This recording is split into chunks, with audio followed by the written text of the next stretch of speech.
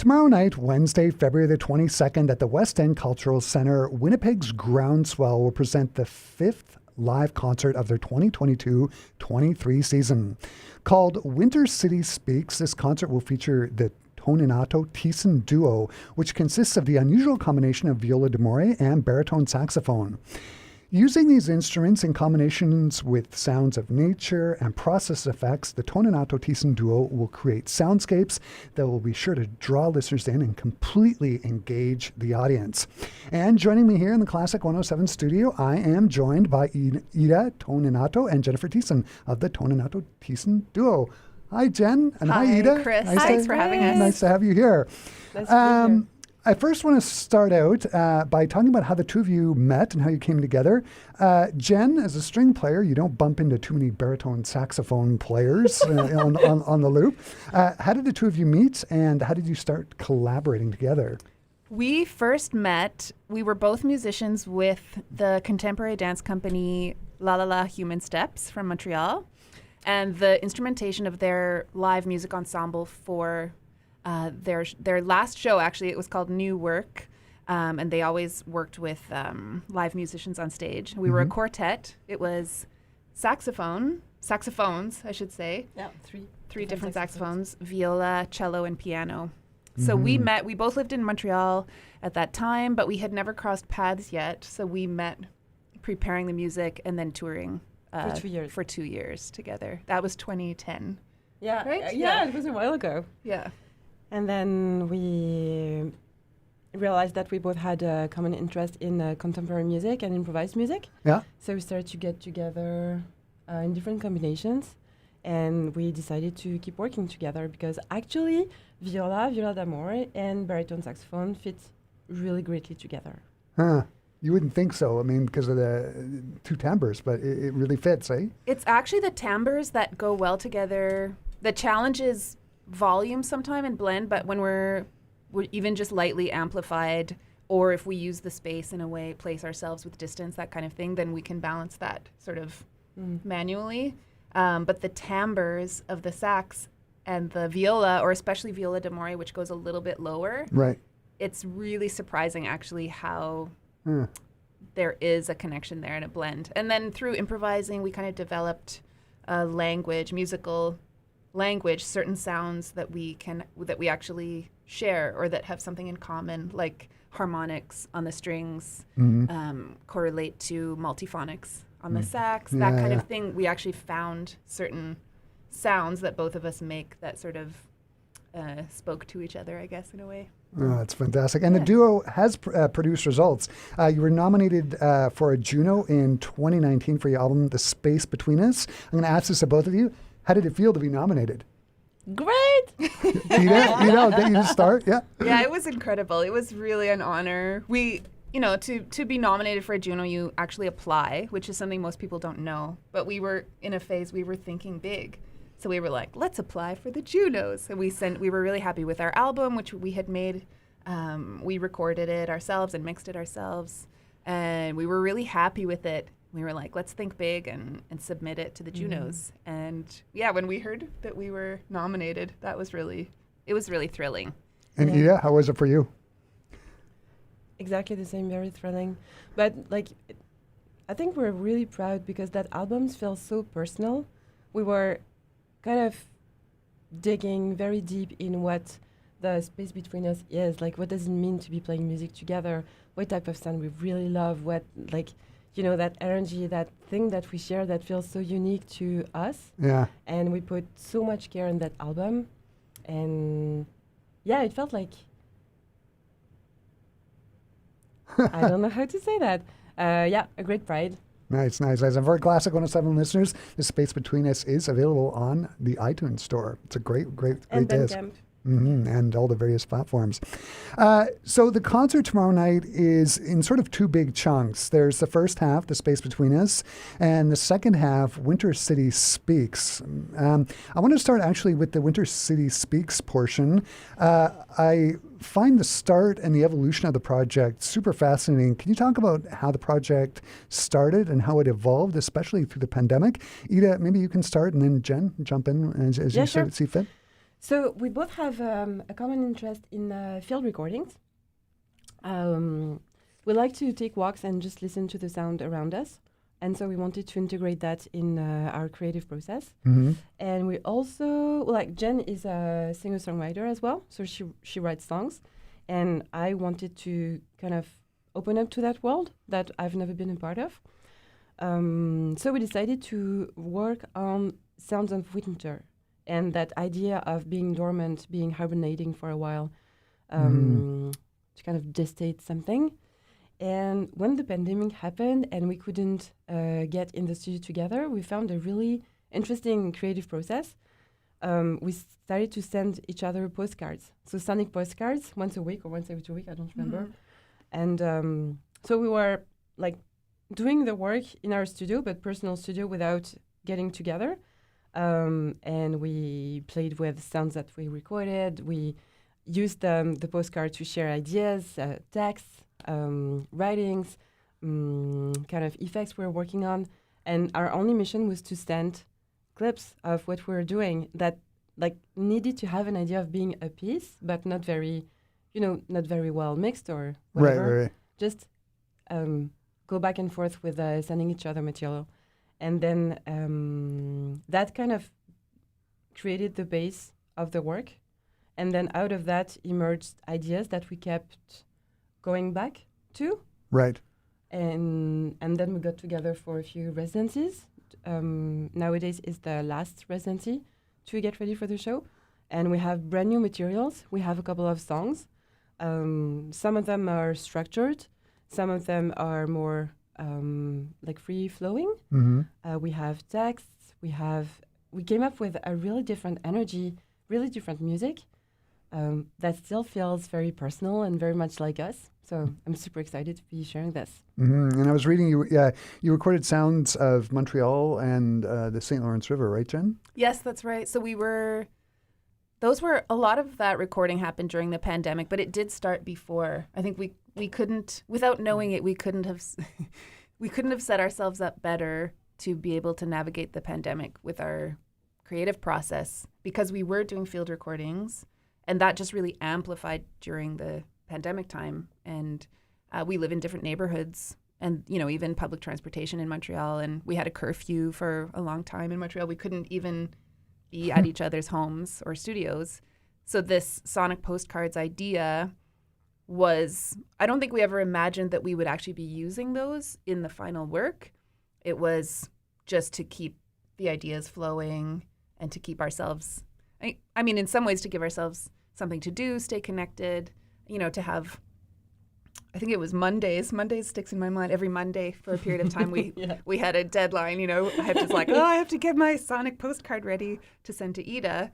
And just to be clear about what it is, it could be a minute long, 5 minutes long, but something that we were working on could be completely ambient, like a field recording with some humming over top. Or Ida does more work with electronics than I did before. I think like she was saying she was interested in adding songwriting to her kind of palette, and for me is using more electronics and that kind of thing. But so often she would send something that was more kind of like making a beat out of the sound of a fan that she had walked by that sounded really cool, and then with a text over top or something like that. And mine would often be these little kind of mini songs or little like melodies combined with some snow crunching or something like that. So it was, I don't think we ever imagined that those would actually be in the piece at the end, but a lot of them are, or at least the idea of the postcard is in the actual piece now. And I have to ask, Jen, you moved to Winnipeg during the pandemic. Did your view of the project change from Montreal to Winnipeg? I'm just thinking our severe Winnipeg winters. Yeah, well, I mean, doing a project right away, when we were developing a project around the theme of winter, and winter as a kind of metaphor for almost like death and rebirth, or, dormancy and renewal, that kind of image. Mm-hmm. We knew that we should perform the piece in winter. And actually, this GroundSwell show was booked before I even moved back. So if I hadn't moved, we would still be here with you, actually, but both of us would be visiting. So the show was postponed a couple of times due to the pandemic. And during that time, I moved. It was in 2021. And then, in a sense, the fact that we were all developing ways of working together at a distance, even when we lived in the same city, it allowed for this project to continue kind of in spite of the move, which was encouraging, like for both my partner Ben and I think moving to Winnipeg from Montreal, almost one of our conditions was that we would be able to continue some of these projects that are very meaningful to us. So for me, this project was very important. I knew that no matter where I was based, I would want to be continuing to make music with Ida. Mm-hmm. So yeah, the fact that we had developed a way of working together just from our different Montreal neighborhoods allowed us to keep working together post-moving. Mm-hmm. Yeah. So we've talked about the second half of the concert. I want to talk about the first half of the concert. It's going to be improvised based on the vocabulary of your album, The Space Between Us. Ida, I'm going to get you to talk to this. How's that going to work? Like, I'm thinking, is it going to be like a jazz, like where you're going to have take a melody from the album and use that as a basis and then sort of improvise off that, like a jazz musician would do with a head? Like, how is this going to work, Ida? Can you talk to that a little bit? It's not really melodies, but more ambiances or mindsets or like sonic worlds. So we don't have any melodies that we fall back on every time we play that, but we know which sonic place this album inhabits. So we just go back there. It's like, think of it as a lake that you dive in. You don't find the same fishes or you don't find the same animals. Right. But it's that connection. You know how to go to the lake and you know how deep it is. You know how nice the water feel. It's kind of more like that. So when I play with Jen, I really like going to the extreme high of my instrument because it kind of meets her in a really nice place. Right. We really exchange ways of either taking the lead and accompanying each other, and then the other one does the same. So there is kind of a circling around motion. I don't know. Yeah. So no specific melodies. And just sort of building off the same emotional and ambient soundscape. Yeah. And in a sense, we don't talk about it directly as much, but sometimes it's yeah, I mean, good thing that you asked the question, Chris. Thank you very much. How are you going to do that, No, Jen? but I mean, sometimes it is a technical or like a logistical starting point. Like some pieces, I mean, the album is improvised, so, but it came out of years of improvising together. Yeah. But sometimes we would have material, like we're going to start with this melodic figure or this note or this range, or like sometimes we do have this mode. Constraint in a way, or like this is the starting point of this, and then build it around there. Exactly, yeah. But it remains improvised in the sense that anything can happen. Yeah. The viola d'amore. I was thinking about viola d'amore actually, because I'm playing viola in the second part in winter in the new music. Winter City Speaks is viola. Because it's more adaptable, it can do more things in a sense. And viola d'amore is wonderful and very specific. So it's not like it has such a character, but because it's in quite a specific tuning, when you want to do more kinds of tonalities and that kind of thing, then it has its limitations. Right. So it's such a beautiful instrument. I'm such a fan of. The first time, I think I remember the first time I heard your viola d'amore, I was like, oh my God, what is this thing? But I really love viola too. I really like low strings, so I prefer viola as a violin or. Yeah, I want to sort of take it to a place. There's all this amazing stuff happening, but one of the other things that's going to be happening on stage is there's going to be effects.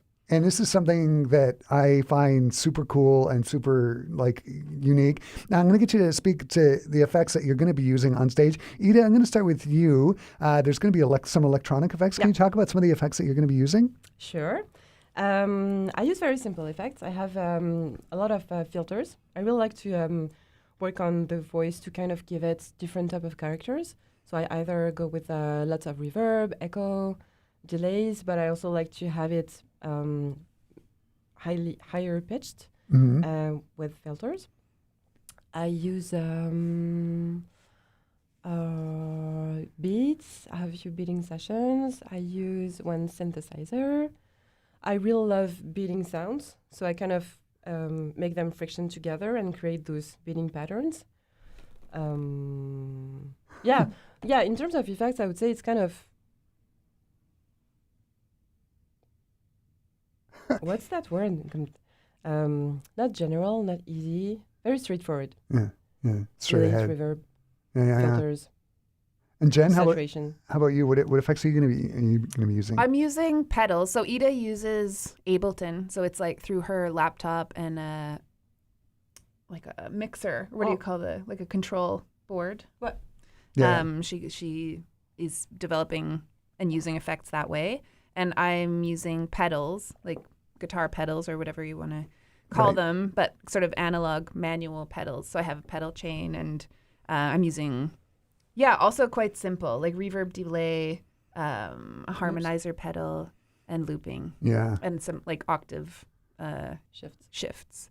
And then with that, I can create, I can play music with myself. That's my favorite. That's my favorite. I think just in case I happen to not be there. The pandemic was a wonderful time for developing skills with the loop pedals and delay pedals, because you're interacting with your own sound. Like, it is like playing with someone else, but they do whatever you want them to.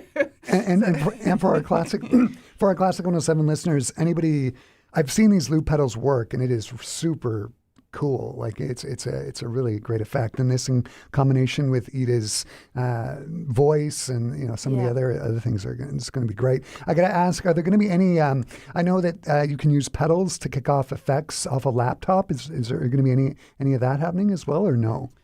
Well, we will both be using laptops to play tracks. So the field recordings that we've taken are they're one. It's like we're playing with someone else. Our third member, I guess, is recordings of the world, snow and ice and water, that kind of thing. And then also some tracks that we've developed previously, just to be able to do all of the elements that we need to do at one time. Right. So we're both triggering tracks, sections, I guess. Sections or tracks. Yeah, exactly. And how are you triggering them? Like, is it with like an actual foot pedal, or just pressing? I have a launch control. Yeah. And I do it. It'll be just on my laptop, like with the. Yeah. So you just take a break and let it go. Yeah. Mm-hmm. Keep one hand free. There's a little bit of juggling. Some of the pre-recording that we did was to minimize the juggling so that there's less room for error, basically, and that everything can just feel really smooth. Natural. And we can focus. Like, if we have a vocal to do, we're not also trying to control something else at the same time, and we can really focus on delivering the music live. Yeah, because technically it's kind of harder than what we used to do before. With the space between us, it's one instrument each, totally acoustic. Yeah. If we have to play with reverb, it's a natural reverb of a place we play. Mm-hmm. But with this show, we have multiple elements. We both sing. We both have those field recordings, a few beats, pedals, So we kind of had to make decisions of what we needed to keep live to have that like live vibe. Right. But sometimes we also have things on that are automatically triggered, like that. We don't have to control everything. Right. Yeah. We don't end up in a panic attack. I'm going to wrap up the conversation this way by asking you both, what do you hope audiences are going to take away from tomorrow night's concert? Ida, I'll start with you. You know what? I never asked myself that question, because I don't want to plan or think of what people are going to think. Yeah. I just hope they will have a good time with us. Mm-hmm. Absolutely. Jen, how about you? I think for me, there's an element of, it's really special for me to be able to bring this music to the Winnipeg audience and the GroundSwell audience. For me, it's it is very personal music, as Ida was saying. It's some of the music that's closest to me, and like singing and words that we've both written. and that this combined role of performer and composer for both of us, I think is a really interesting place that contemporary music is going, like kind of the definition of what's new music, what's contemporary music, what's songwriting, what's improvised music. This place that we're in that kind of touches in all of those areas. For me, it's really special to bring that to people. And I mostly hope they just, enjoy, like kind of get immersed in the sound world that we're creating and enjoy themselves. And soak it in. Yeah. Absolutely. It's very special for me to be here because when Jen first told me that she was going to move back to Winnipeg, like I literally saw our collaboration just collapse and end there. It was like, oh my God, I'm going to lose like one of my favorite collaborators ever. It cannot happen. Why does Winnipeg has to exist anyways? But I'm so glad to be here and to be presenting this music with her in this town. Yeah, it's going to be a really special moment. Absolutely. So, I mean, I know that for us, it's going to be an extremely special moment. And maybe it's going to feel special for people in the audience. But so. I'm sure. Well, Jen and Anita, the concert tomorrow night at 7:30 at the West End Cultural Center sounds like it is going to be super cool. And how often you get to hear baritone saxophone and Viola de More together as a duo. All the best tomorrow night. I'm sure it's going to be excellent. Thanks so much for stopping by and taking the time to chat with me today. Our pleasure. Thanks, Thank you so much. Mm-hmm. And for our Classic 107 listeners, if you want to find out more details about the concert, go to classic107.com. The cost of the concert is pay what you can, how you can, and I have embedded a direct link to the GroundSwell Eventbrite page in the article about the concert that you can find at classic107.com. Jen and Anita, thanks again. thank Thank Chris. you. Bye-bye. Bye.